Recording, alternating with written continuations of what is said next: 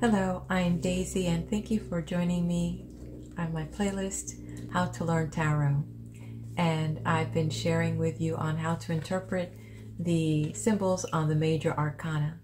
The tarot deck has 78 cards and 22 of them are called the major arcana. So we've been going through the Fool's Journey, which has been really a metaphor for the different experiences that we go through in life.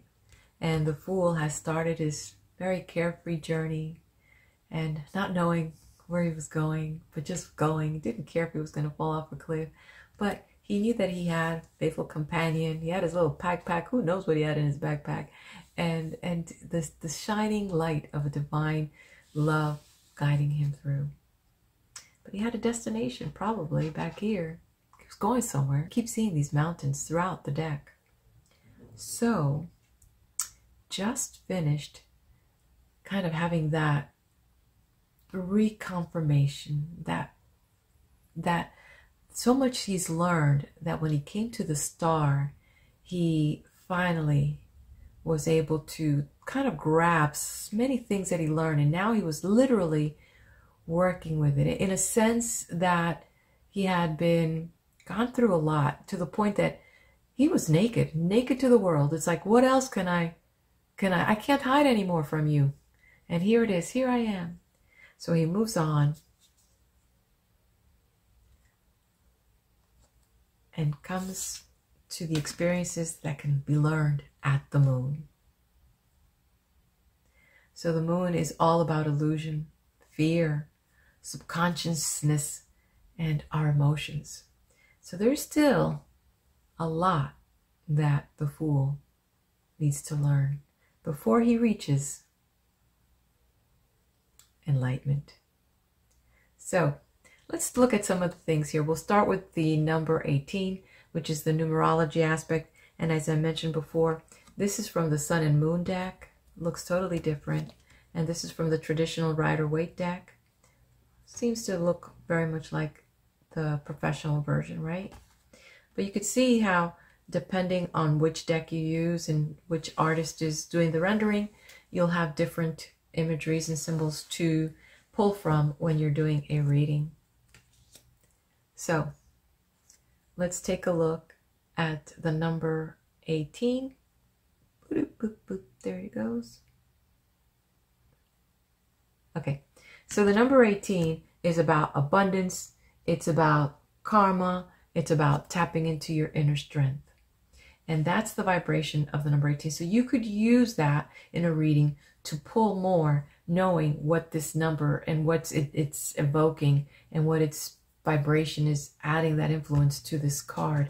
It's about drawing in all that abundance, tapping into the inner strength, which that's what kind of that moon is about, the inner strength, you know, the inner side of ourselves. So we see that in this vibration of this number. When you take the number 2, its core number, then what we have is 1 plus 8 is 9.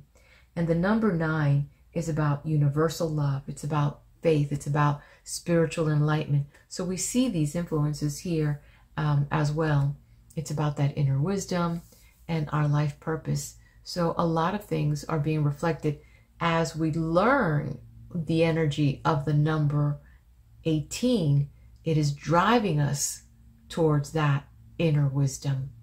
So there's still so much, because we're not at the core number, but we can get there on this experience that we can learn by tuning into what the moon is trying to tell us. Okay, so then the first thing that we do see here is the moon.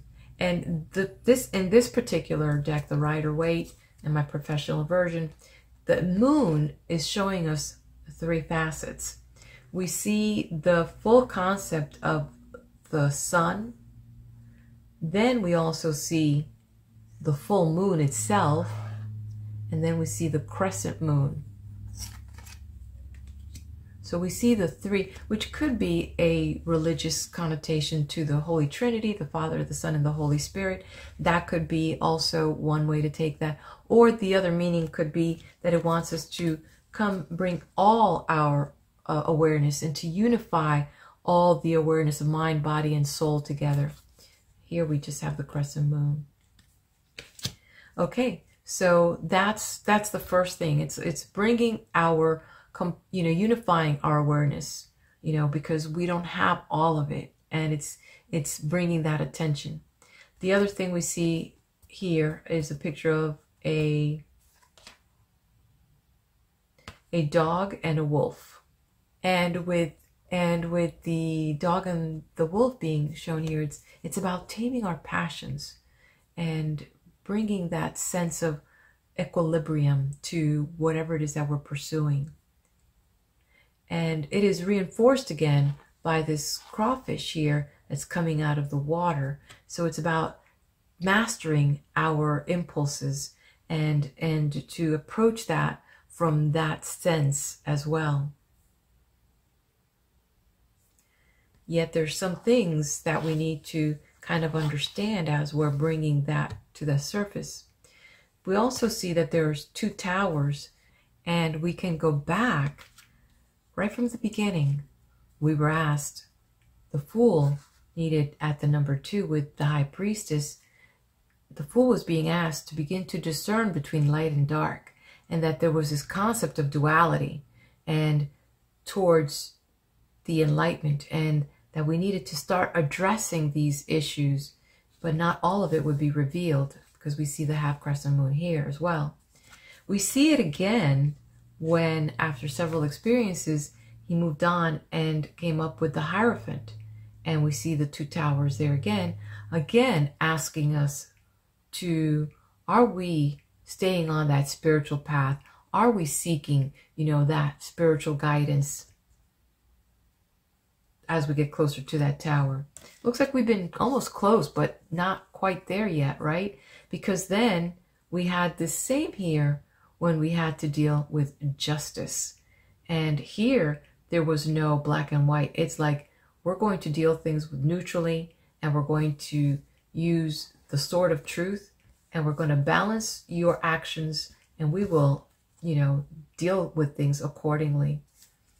And then we come across this tower again. We're so far away from it, but we had to come out here and cross over and deal with some things that we needed to put to rest at the death card. We needed to change old ways. We needed to revamp our whole belief system to be united with, the truth and purity.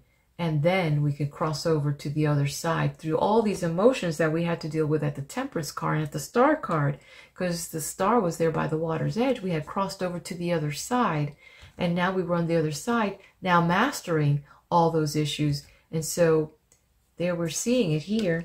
So at the moon, we've come across, and we see the two towers again, letting us know that the gates of enlightenment are open to everyone, not just a select few, but to do so, to be able to get to that state, we must stay on the path. You're not going to get through the gates if you go away from that path. You must stay on that path towards enlightenment. And it's a reminder that the journey is almost over.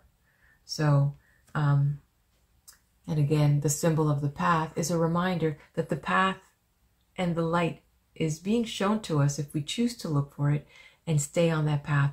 The journey now is in sight. The end is in sight. Our goal is in sight. Our purpose is becoming clearer with more of these luminary bodies showing us the way. All right.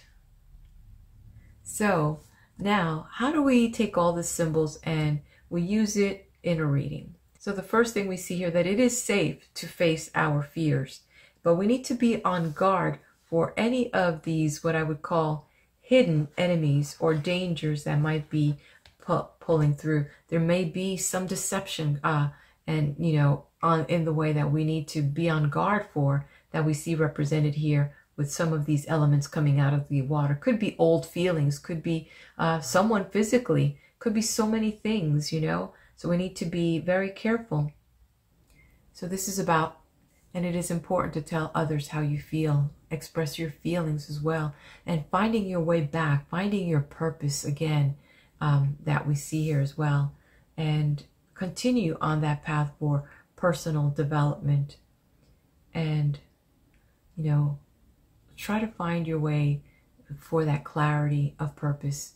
It may not be all revealed, but as long as you stay the course, you will get there. Just persevere, stick with it a little bit longer. And so how do we interpret this if it shows up in the reverse? So in the reverse, what we have here is instability, maybe some deception. So it's kind of a little bit more of the same, but a little bit more intense, that maybe now things are not as clear as they could be, and it's important for you to pay to your intuition. Maybe because it's with the moon and this being reversed, now it could be that you're going through a lot of emotions that you're not kind of connecting with, and you're having a lot of mood swings as well. So maybe there's some misunderstandings, or maybe there's self-deception. Maybe you're telling yourself a story that's really not true, and you need to be honest. And maybe it's you that needs to be honest, and you need to start facing those, what I call shadow selves about yourself, you know, and as you do that, you know, you're going to be able to get out of what's possibly happening is going through some negative attitudes, maybe some states of confusion that you're dealing with right now, and things are not as clear, and maybe you're going through some despair, and maybe that you're dealing with some minor problems that are uncomfortable to deal with, but they do need to be faced. And maybe just going through a period of darkness and gloom. And this is all about being aware of that. All right. So what happens next with the Fool? Who is he going to come across as he deals with what is being revealed through the moon and getting a small light? Will there be more? That's the question. That is the question, as he's getting out of the illusion and coming across the sun. Join me on the next video to find out how to interpret the sun.